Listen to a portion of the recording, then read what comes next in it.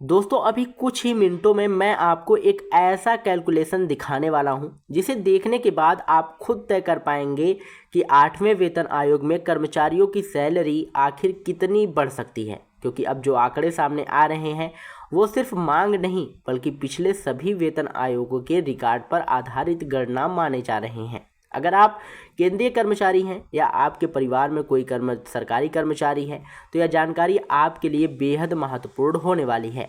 नमस्कार दोस्तों, आप देख रहे हैं विद्याधाम चैनल और आज हम बात करने वाले हैं 8वें वेतन आयोग के उस फिटमेंट फैक्टर की जिस पर लाखों कर्मचारियों की नज़र टिकी हुई है।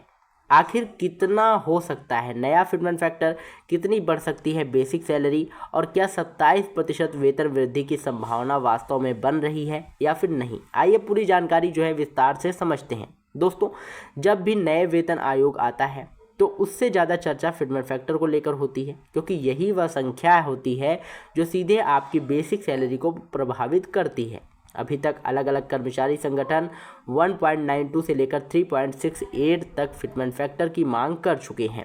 लेकिन अगर हम पहले वेतन आयोग से लेकर 7वें वेतन आयोग तक का इतिहास देखें तो एक दिलचस्प तथ्य सामने आता है।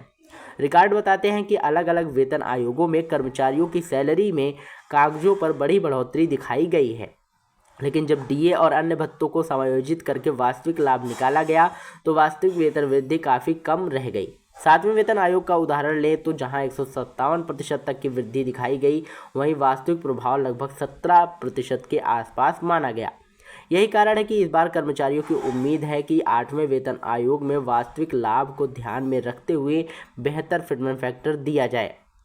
यदि पिछले वेतन आयोग में हुई वेतन वृद्धि का औसत निकाला जाए तो यह लगभग 20% से 34% के बीच बैठता है। इन दोनों का औसत करीब 27% निकलता है। यही आंकड़ा आज सबसे ज़्यादा चर्चा में है। अब अगर आप फिटमेंट फैक्टर की मांगों और वर्तमान वेतन संरचना को मिलाकर गणना की जाए तो कई विशेषज्ञ के अनुसार संभावित फिटमेंट फैक्टर 2.45 के आसपास निकल कर आता है। यही वजह है कि बार बार 2.45 का आंकड़ा जो है चर्चा में दिखाई देता है क्योंकि यह ऐसा स्तर माना जा रहा है जहां कर्मचारियों को भी उचित लाभ मिले और सरकार पर अतिरिक्त वित्तीय दबाव भी ना बढ़े। अब बात करते हैं सैलरी की। अगर किसी कर्मचारी की वर्तमान बेसिक सैलरी 18,000 रुपये है और उस पर 2.45 का फिटमेंट फैक्टर लागू किया जाए तो नई बेसिक सैलरी लगभग 44,100 रुपये बनती है। इसके बाद एचआरए और अन्य भत्ते जोड़ने पर कुल मासिक सैलरी 48,201 रुपये बनती है। हालांकि यह एक बात बहुत ज़रूरी है, अभी तक सरकार की तरफ से ना तो अंतिम फिटमेंट फैक्टर घोषित किया गया है और ना ही 8वें वेतन आयोग की सिफारिशें सार्वजनिक हुई हैं। इसलिए सोशल मीडिया और यूट्यूब पर चल रही सभी आंकड़ों को संभावित अनुमान के रूप में ही देखना चाहिए, आधिकारिक निर्णय के रूप में नहीं।